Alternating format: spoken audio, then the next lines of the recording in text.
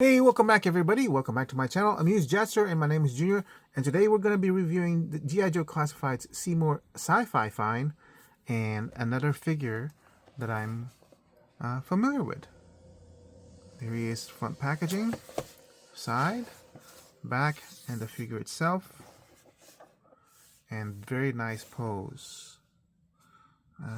Interesting here. I don't know what that's going on. Let me open up the package and let's see what's going on.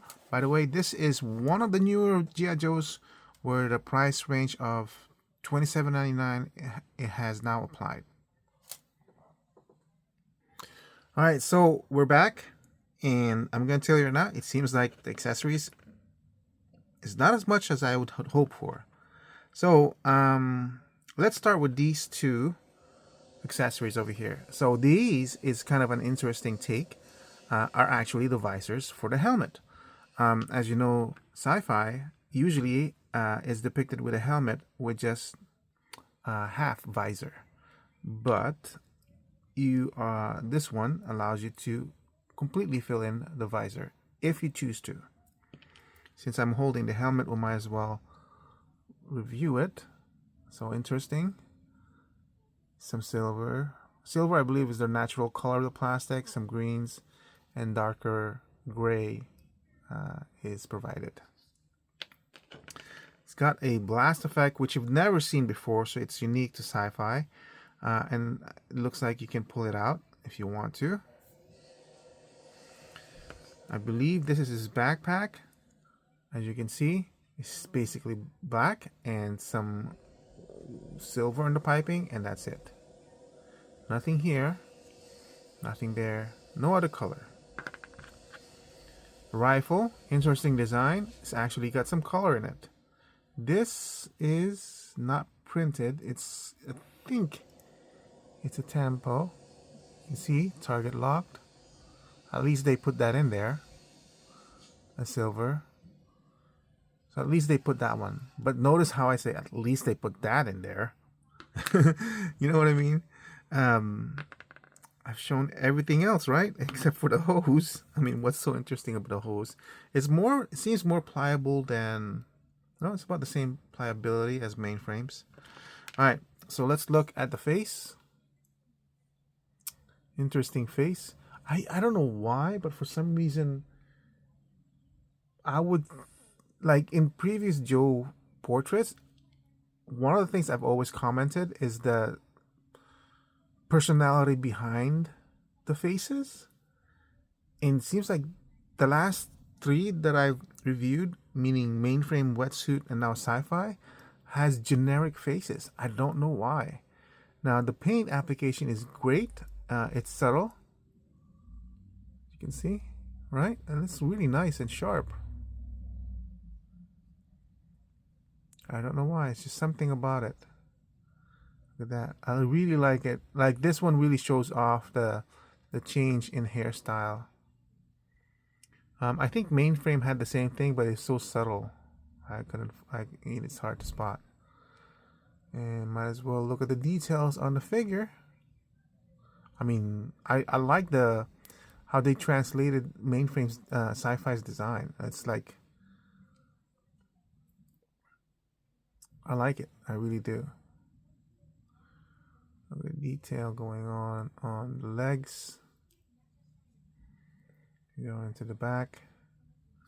The detail on the hands. It's kind of weird. I kind of expected him to have an open up display thing on the forearm, but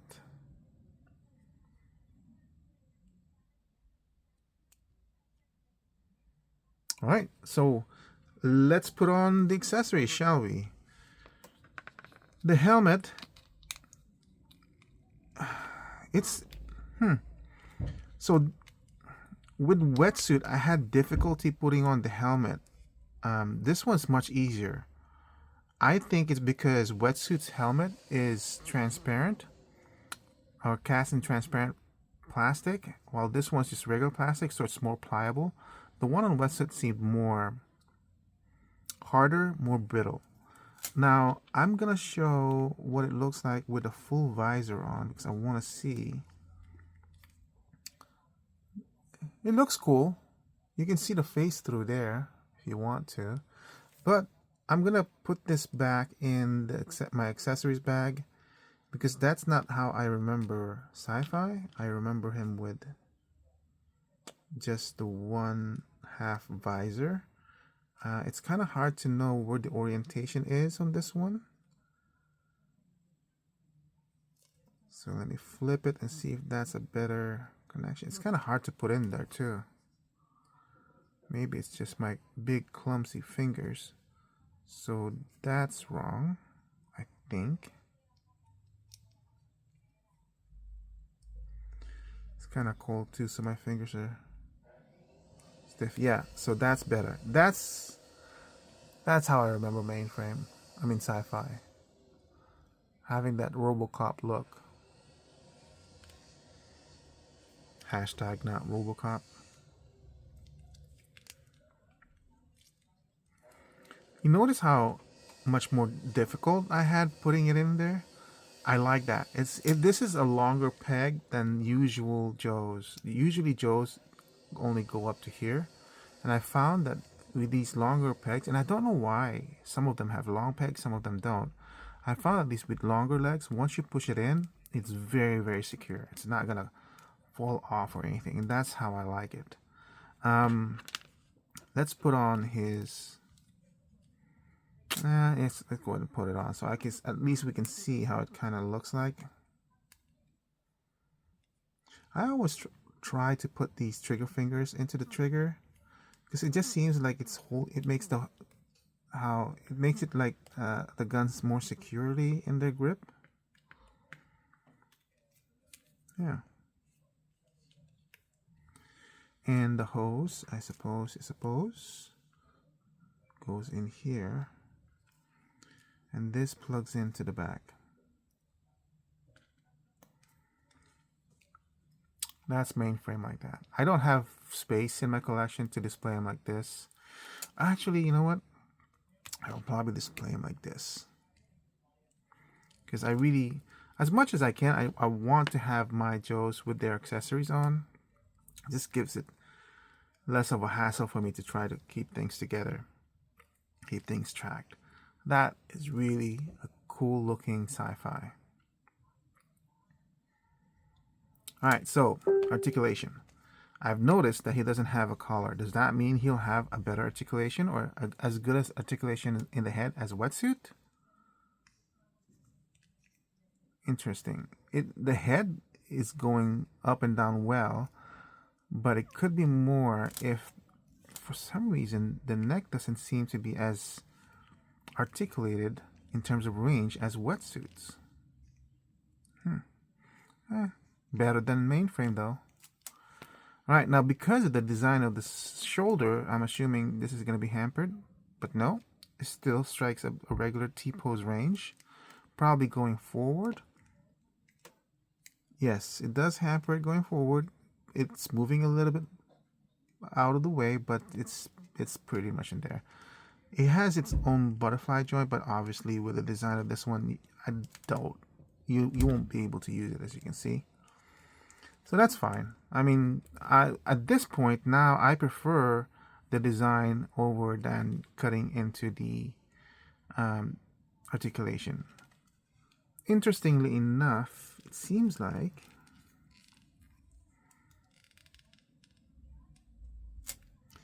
his torso joint is not the square cut that I prefer, but the bowl cut. I don't like that because it limits articulation. Look, that's all the articulation he can have forward and nothing backwards. He's got the bowl cut in the waist, so you can have movement there. So, I mean, I guess you can have it. That's enough range of movement. He's got double jointed elbows, which is what I prefer, because then he can hold weapons as high as that. The hinge on the hands is going up and down, and the hinge on this one is side to side. It's got the drop down joint on the hips and leg, so it can go as high over 90. Has a thigh cut, which allows you to turn. Double jointed on the knees, which gives you the full range that you expect. The ball joint, because of the design on the ankle, is limited. It's hitting here and it's gonna hit here, but at least he has ankle rocker. All right, so yes, and this one, which I suppose you can put in here as a blast effect if you want to, or take out the ball and just use this one if you want to. I honestly, why did they even put the ball? That's fine just the way it is like that. I'm not gonna put this on right now because that will make it too high. Okay, so let's do the value. This is a good design for Sci-Fi. It's exactly what I wanted. It's what I'm expecting. So obviously, it's gonna give a value of 10 at the very least. The price equaling 10 is $27.99. The value I would assign to this is 10. That's it. I can't see myself going higher than that. I can't even give it an 11. Why? Let's bring out the other Joes that I have reviewed for today, which you won't see until later on. The first thing I want to compare it to is Mainframe. $24.99. No, you know what? No, let's not even do that. First one I'm going to want to compare it to is Wetsuit. $24.99, $27.99. That's a 10% increase from this figure. I valued Wetsuit at 12. I got everything I wanted. He's got very basic accessories. He doesn't even have a lot of paint going on him, and it will become clear once I go into Mainframe. And just in case you didn't see my Mainframe review, so I value this one at 12,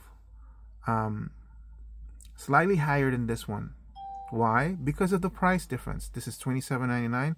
This is $24.99. They're basically the same figure, which basically covers the same amount of accessories, at least as far as I'm concerned. Removable helmet, backpack, gun, but this guy had the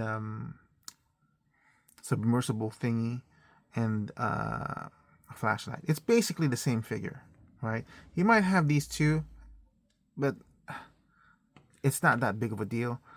He does have these floating harnesses. Maybe that's why he's more expensive, or he's technically more costly in production. But anyway, value of 10, value of 12, $27.99, $24.99. Now let me bring in Mainframe. He's also $24.99. Value of 10, value of 12, value of 14. Why? For one thing, he's cheaper than Sci-Fi by 10%. For another thing, he has two head sculpts. He comes with this head sculpt and a secondary head sculpt. And yes, this is removable, just as these two headgears are. He seems to have more paint than these other two. You have this paint over here, silver, splash of paint of red, yellow. Not a lot, but spread throughout the figure to make it interesting. You notice his backpack has a decal over here. None of these two have decals. And then, as I pointed out in the Wetsuit, in the computer, he's got a decal over there. That's why I valued this guy at 14. Does that make sense to you guys? It's just seems pretty easy to me. Lower price means maybe an equal value, but then you have more accessories here, a secondary head sculpt, and it's better. So why am I saying this when I'm here at Sci-Fi's review? Sci-Fi is my first figure right now that I paid $27.99 for, and I value him at 10. Will I continue to purchase G.I. Joe figures at $27.99? Yes. If they're figures, characters I don't have. If they're variations of a character that I already have, for example, Duke in some sort of armor gear, or Duke in another version, or Duke in another repaint, I'm not gonna get that. I already have a Duke. Not interested in that. In fact, the retro carded Flint, I almost did not get, because why pay? I'm just as fine with the original Flint. The only reason I decided to get the Flint was because of that lottery thingy going on with the variation and the card back. Anyway, I didn't get the variation card back and retro Flint, but I took the gamble and I didn't get it. That's fine. The figure itself is good enough, right? So why am I explaining this with Sci-Fi again?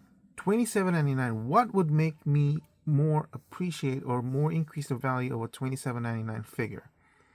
Basically, add more accessories. Basically, add more paint. Basically, add a secondary head sculpt, not just a removable pure gear piece. Now, if this had been $27.99, his value would not be 14. I would value him at 12. Right? Is you know what I mean? It would be the same as this one. He would just slightly degrade from 14 to 12 because he would have been higher priced. So for newer figures, I'm still okay with getting Sci-Fi. I wanted him.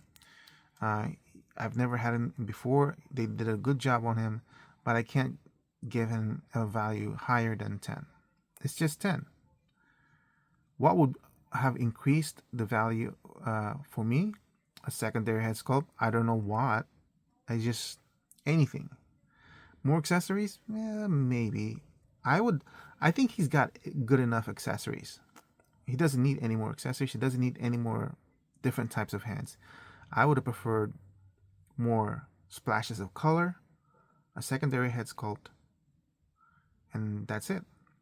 Anyway, that's for future figures. So that's how I will start to evaluate future G.I. Joe figures based on their new higher price, and that's just has to be it, because it's getting there to the point where it's getting really, really expensive for me, and I'm getting out of the collection business. I have so much collection in my stuff already.